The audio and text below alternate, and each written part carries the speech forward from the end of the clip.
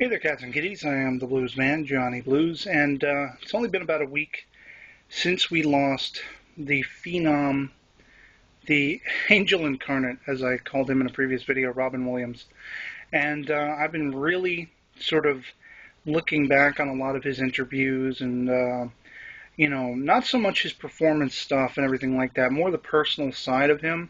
I've been reading a lot, and I've known for quite some time, and not a lot of people are actually familiar with the fact that he was a very well-known anime fan, a self-professed otaku, as am I.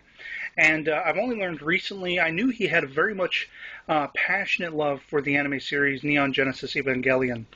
And it's a series that I've always really enjoyed, but I've had somewhat of a hard time getting my head around certain aspects of the story. But I have the Undermined arc book, and I just recently got to Revoltech Fräulein figures of Rei Ayanami and Asuka Langley from Evangelion.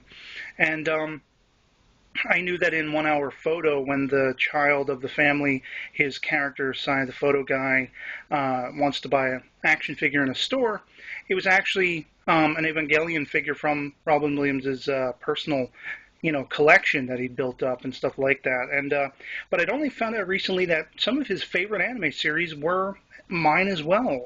Ghost in the Shell, Cowboy Bebop, stuff like that.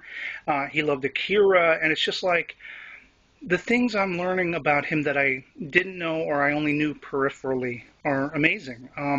It would have just been a whirlwind of awesome to have been able to hang out with this guy and not have to dealt with sort of the public persona. Some people have been very demeaning about, those of us who are missing and mourning Robin Williams as are having not known anything beyond the persona. But I've actually been following him since childhood, watching interviews, and I always focused more so on those types of things. I've always enjoyed his stand-up and, bringing me to tears, laughing so hard where I'm almost passing out. But I've really paid attention a lot more to his more somber, more personal, interviews and stuff. There was this great commercial that kind of bridges the two, where he and his daughter Zelda were talking about an upcoming re-release or remake, what have you, of a Legend of Zelda game, and how they grew up loving that, and that's what, her namesake is, essentially, because he was such a geek and a fanboy and that kind of thing.